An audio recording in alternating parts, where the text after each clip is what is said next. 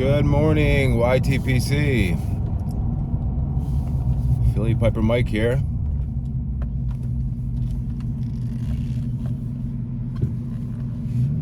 It is Thursday, October 28th. It's currently 46 degrees, going up to 63. Nice brisk morning.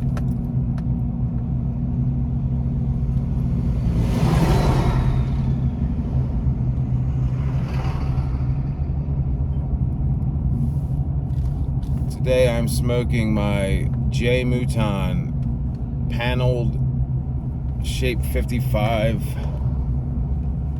It's blasted. It's got a, I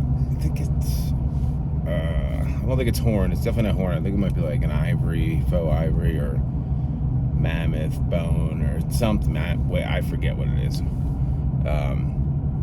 It's got smooth finish up top, smooth rim. I got this. This is the first Mouton pipe I got years ago, a couple years ago.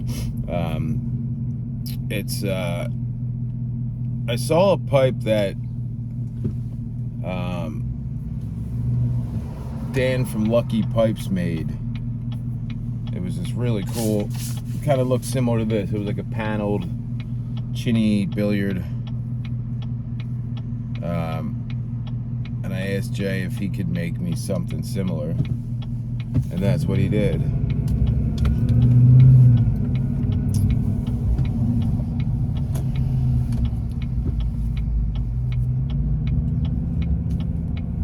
And I don't really smoke it a lot because I usually keep it at work, so you don't get to see me smoking it, I should say.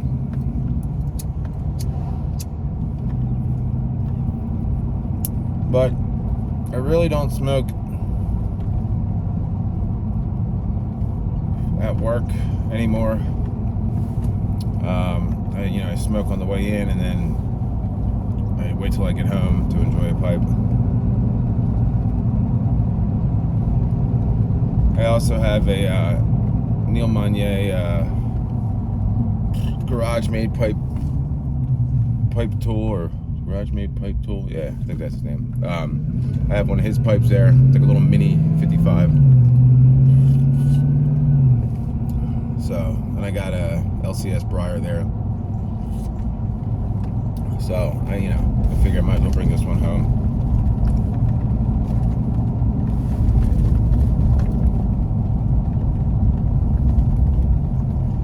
And in this Mouton, and speaking of Mouton, I actually just got on his commission list. So he can make me a Lavat. He's got this really nice new rustication. It's called like Briar. He had posted a picture of a Lavat. I think it was called Penzo, which was like, that's like his high end, like the Penzo finish with the, it's got this crazy type of accent material on it. that was kind of pricey, and I was like, I don't need that. I just love that shape and that rustication. So we're gonna do that. And then I also, Ryan McCauley just finished his take on the 7LE616KS, the real chunky billiard, bent billiard. Wait till you guys see this pipe, man. It's killer. It's blasted and then rusticated with the stone wall. He was gonna blast it, and then there was some spots that came up during blasting, so he's like, I'm gonna rusticate this. But it's cool because the parts that aren't rusticated are blasted, so it's got the blast underneath and then the rustication on top of it. And it's got another crazy cool stem, just like my other Ryan McCauley pipe. And I also had him make me this really cool sandblasted pipe cleaner holder. It's like a big piece of briar that he turned.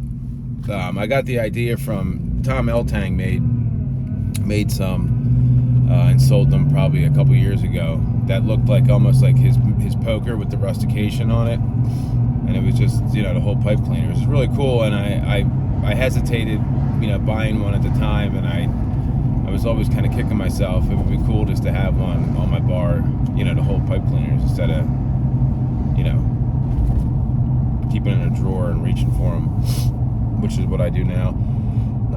So he made me that too. So that's they're cool. I can't wait to get them. And in this J Mouton pipe today, I'm smoking some Dan Tobacco Mallard Flake plus Perique, which is a newer Virginia Perique from Dan Tobacco. They had Mallard Flake out, which was, I believe it's Zimbabwe and Mysore, Virginia's. And this is that, obviously, hence the name, plus Perique. It's really good. It's a, not as sweet as St. Bernard. St. Bernard is definitely on the sweeter end of the spectrum. This isn't spicy by any means, but it's definitely got more of a stronger, it's not as plummy, figgy, you know, that fruity Perique. It's in the medium. You know, if it was spicy and then sweet, it's kind of right in the middle, I'd say.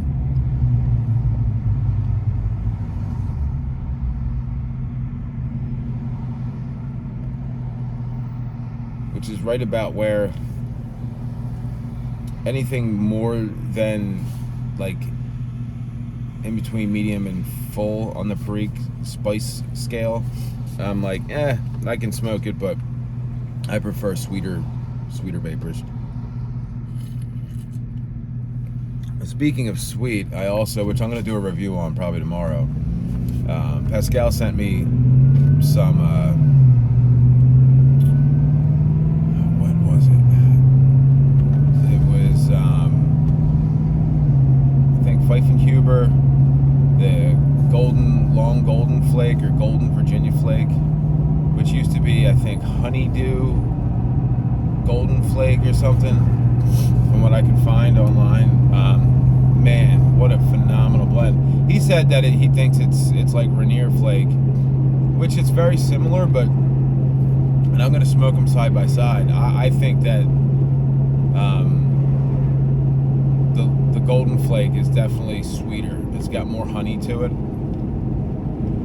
And I was like, oh my God, I need it. He's like, oh, they sell 400 gram bags. I was like, sweet.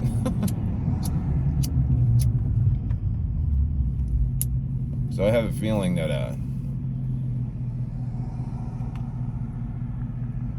after I get through these blends that he sent me, I'm gonna be ordering more tobaccos from him in like bigger amounts, just to be able to like have them for the foreseeable future. But I really enjoyed that. That was the flake. You know, it looks just like Rainier flake. The you know, golden flake, number 71, I guess it is. Got real long strands, beautiful Virginia flakes with that sweet honey, citrusy smell. Love how people just blow right through school zones. It's like they're flashing lights 15 miles an hour. You go, it's called a school zone, people, just because it's on a big highway. This school zone, for whatever reason, people just completely ignore. I don't know why. Like the school's like offset that way, but it's a school zone. Like, slow down.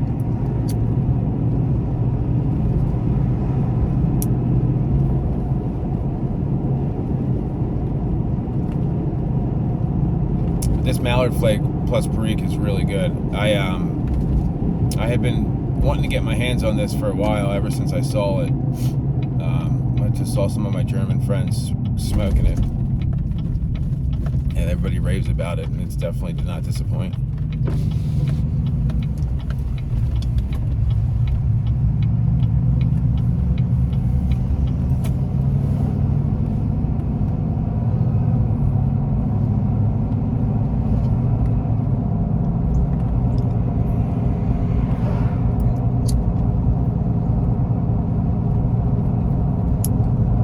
attempted to smoke another sample that Pascal sent me. I think it was Dan Tobacco number 14 Navy cut, and I tried to smoke it last night, and when I cut the vacuum seal on it, it was like really sticky. So I just left the bag open. I didn't like rub it out or anything.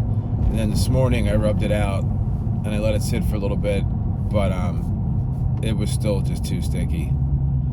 It just wouldn't stay lit, and there wasn't a whole lot of flavor to it, just because it was so sticky and wet. It didn't feel wet, but it was just like sticky, like there was honey on it.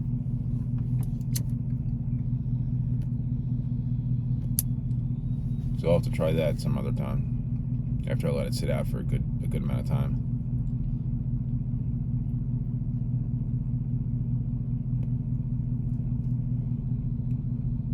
Apparently this Mallard Flake with Perique is so new to the market that the only place you can get it is to order directly from Dan Tobacco. That's what Pascal was telling me.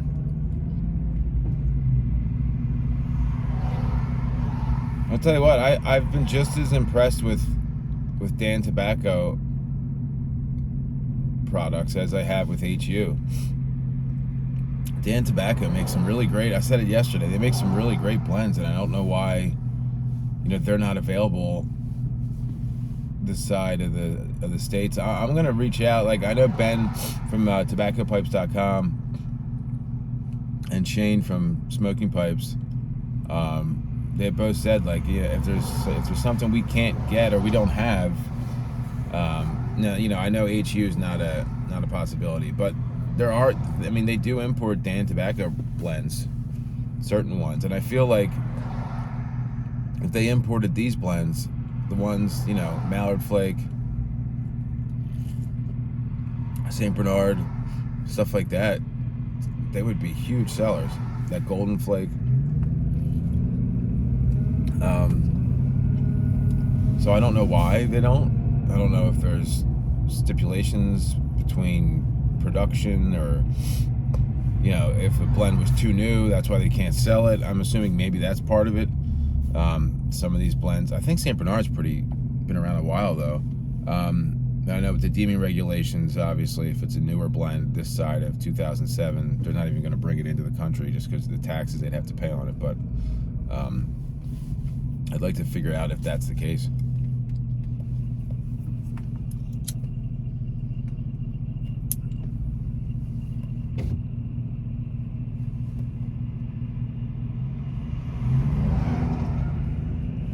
I'm glad to see some of the giveaway winners had received their packages. I saw Texas Piper, TX Piper. He did a little video on the cob that he got from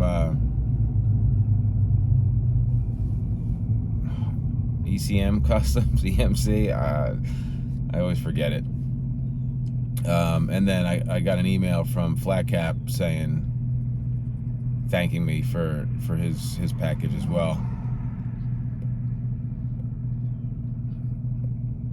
I was like, hey, consider it a thank you from me for all the entertainment that I get from watching your channel. And I know that Magnus, he also got his pipe. He was going to hopefully make a video showing the rose pipe that he got. So I'm glad everything I think made it to its destination. Everybody's happy. It's a beautiful thing.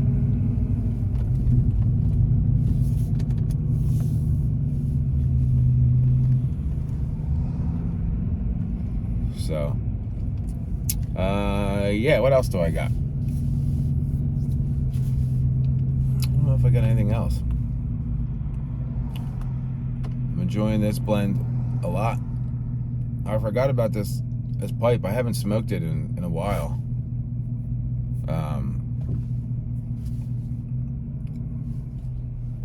kind of junky, but by design. Smokes like a champ. I'll tell you what though, to see, so this is like one of Jay's earlier pipes. And then I have the other pipe I have of his is a Canadian. Just to see his progression as a pipe maker has been pretty amazing. I think now he's actually Tobacco Pipes sells his pipes online.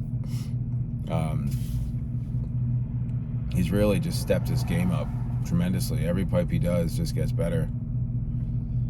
Unfortunately for us, or for me, his prices have gone up, which rightfully so. You know, that's a big thing I'm a proponent of is, you know, the quality goes up, the price should go up. You should be compensated for your skill. I was having this conversation with Ryan McCauley last night. You know, he was like, hey, do you think this price is good? I said, you'll never hear me try to haggle with pricing. Your price is your price. You know, you get what you think you deserve and what you think your product's worth. Anybody that says otherwise can go pound sand. I mean, there's really, you know, somebody puts their time and effort and skill into whatever you're making, any kind of product or service, whatever it is. You know, if that's your price, if that's what you feel you're worth, then that's what you feel you're worth. You either agree with it or don't, but it's insulting to try to haggle somebody down on a price that they have. You know, I'm sure you walked into your job and your boss came in and said, hey, look, you mind if, you know, instead of paying you $200 today, I pay you $150? You know, I don't really have that, or I don't really feel like paying that. You'd be like, what? Screw you. Like, this is what I'm worth. All right, well, then that translates into everything. You know, same thing with any kind of services, trades, you know, plumbers, electricians, carpenters, all that stuff. You know, I have friends that are all in the industry, and, you know, we may break each other's balls every once in a while, you know, just to have fun about pricing, or, you're killing me, blah, blah, blah. But if you trust the person that's doing the work, then whatever their price is, like, I can't stand people that, like, price shop. It's like, look, if you have somebody that you trust that does good work, pay them what they want, you know? I mean, obviously, if you think it's, like, outrageous and they're, like, super overpriced, that's one thing. But if it's, you know, a competitive price and you're just trying to be cheap, I just can't stand cheap people. You know, people that, like, won't buy something that they want just to save $20 because it's $20. And it's like, in my opinion, you get one go around in this life. You might as well enjoy it, because tomorrow is not guaranteed.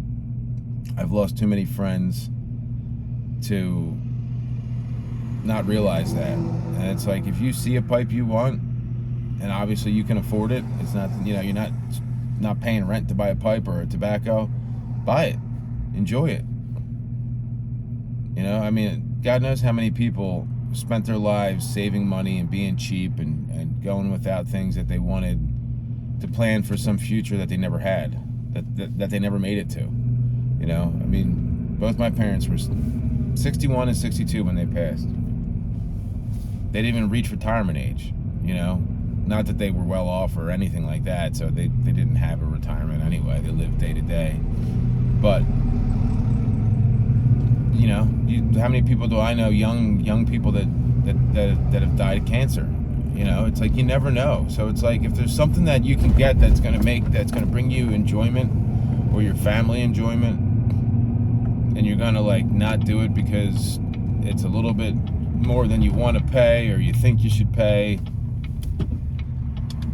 you're missing out, I think. You know, like I said, don't be stupid. Don't go just blowing money like it's going out of fashion. Like, you know, you don't have, you know, like tomorrow's your last day, but, you know, within reason, you have to do, you know, you can be smart about it and still, just don't be cheap. Moral of the story, don't be cheap. Yeah, and you deal with cheap people, it's like what are we doing here?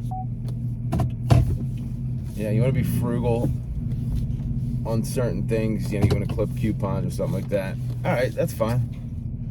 Like, I have some customers that are just, it's like my old boss, it's like a sickness. Like he like couldn't pay full price for anything. Anything he would try to get, he would try to, you know, finagle with people or try to borrow something, or, you know, he could buy it and he just wouldn't. He would drive 3 hours to borrow a tool instead of just buy it. Like, that stuff drives me crazy. And when you do it long enough, it's like a sickness, you know. There's a difference between being financially responsible and just being a cheap ass. You want to be financially responsible, all for it. But if you're just being a cheap ass for the fact of being cheap, nah, don't have time for it. Spend your money, enjoy that, you know, buy that pipe or that tin of tobacco or whatever it is, that new shirt or whatever you've been eyeing up for forever. You know, if it's something you just do it, because you never know. Anyway, I rambled on way long enough. Jesus, 22 minutes. Sorry about that. I just got off on a little tangent. But anyway, that's all I got for you today. I'll see you guys tomorrow. And remember, the left lane is for passing. See you guys.